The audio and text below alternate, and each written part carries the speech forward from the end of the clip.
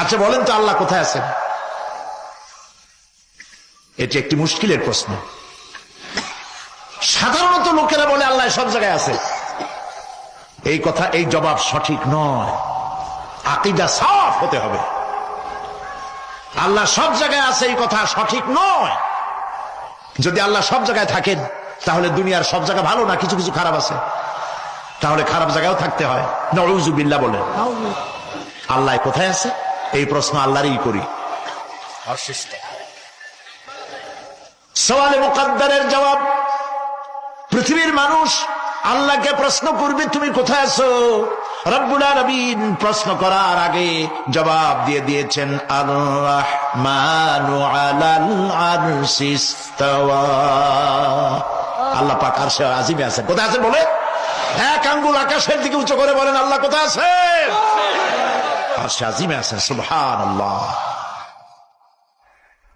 তবে আরশে আজিমে আছেন যে অবস্থা এমন নয় যে তিনি সাংঘাতিক রকমের কুয়াশার কারণে বাংলাদেশে কি হইতেছে তা দেখতে পান না।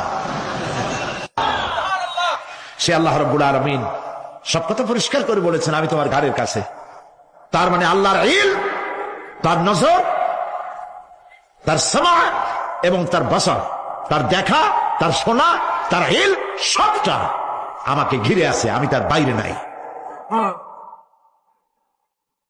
আল্লাহ মানুষকে সতর্ক করতেছেন, মা ইয়ালফিযু মিন কাওলিন ইল্লা লাদাইহি রাকীবুন আতীদ। মানুষ এমন কোন কথা বলে না যা আমার ফেরেশতারা রেকর্ড করে না রাখে। যা করো তাও লেখা হয়, যা বলো তাও লেখা হয়ে যায়। দুনিয়ায় গোয়েন্দা বিভাগ আছে, আমার দেশে গোয়েন্দা বিভাগ আছে না? কি নাম কত দুই একটা আন্দাজে কইলো আছে। CID, DIB, DFI, arm intelligence, কত রকম গোয়েন্দা আছে, কত বাহিনী আছে আপনি টের পাবেন না। পাগড়ি একটা বান্ধে আপনার সামনে বসা, আপনি বুঝবেন না যে আপনার আমলনামা রেকর্ড করতেছে বলে বসে। আপনি তো মনে করেছেন দরবেশ সাহেব 6 সেল্লা দিয়ে আসছে, কিন্তু তিনি গভর্নমেন্ট অফিসার, আপনার সর্বনাশ করতেছে, আপনি টের পাচ্ছেন না। এই যে যদি মানুষের রাষ্ট্র ঠিক রাখার জন্য দুনিয়ার সরকারের দরকার হয়, তাহলে আল্লাহ পাকের এই বিশাল সাম্রাজ্য রক্ষা করার জন্য আল্লাহর গোয়েন্দা বিভাগ নাই? আল্লাহ রাব্বুল আলামিন তার গোয়েন্দা বিভাগ কাজ করতেছি, আমরা বিশ্বাস করি না, আমরা বুঝতে পারি না, যার জন্য অন্যায়ের মধ্যে লিপ্ত হয়ে যাই। একবার আমি লন্ডন থেকে, লন্ডন শহরে রাত্রে যাচ্ছি, রাত 2টা-2:30 হবে। প্রতিমধ্যে রেড সিগন্যাল জ্বলল, গাড়িটা থামাই দিল, সামনে আর গাড়ি টাড়ি নেই। আমি ড্রাইভারে বললাম যে গাড়ি টাড়ি তো নাই সামনে, আমরা তো ইচ্ছা করলে যেতে পারি। ড্রাইভার বলল পারি, কিন্তু যাব না। কেন যাবেন না? বলল যে এই সিগন্যালের সাথে ক্যামেরা আছে, অটোমেটিক ক্যামেরা। আমি যদি এখান থেকে এটাকে ক্রস করি তাহলে আগামীকাল কোর্ট থেকে আমার নামে চিঠি আসবে।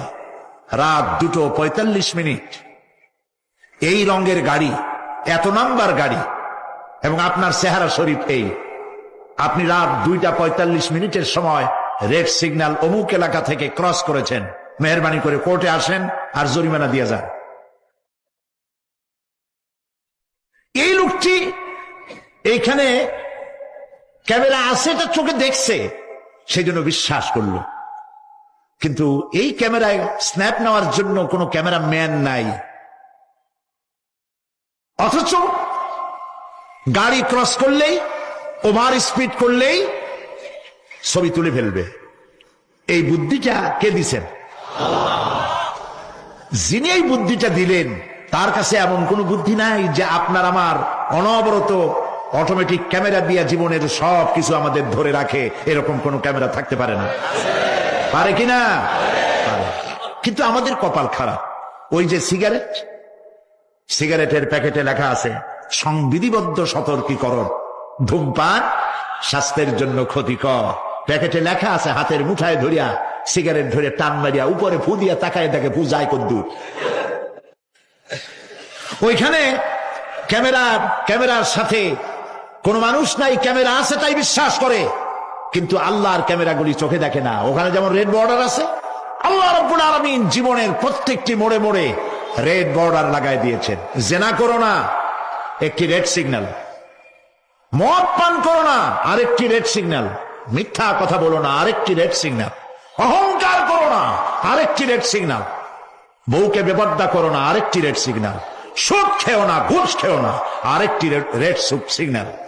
অসংখ্য রেড সিগন্যাল দিয়ে আল্লাহ পাক বলছেন তিলকা হুদুদুল্লাহ, এই হচ্ছে আল্লাহর বর্ডার। ফালা তাতাদুহা, অতএব আল্লাহর বর্ডারকে ক্রস করো না। কে নিষেধ করেছেন? কে নিষেধ করেছেন? মানুষেরা বিশ্বাস করে না।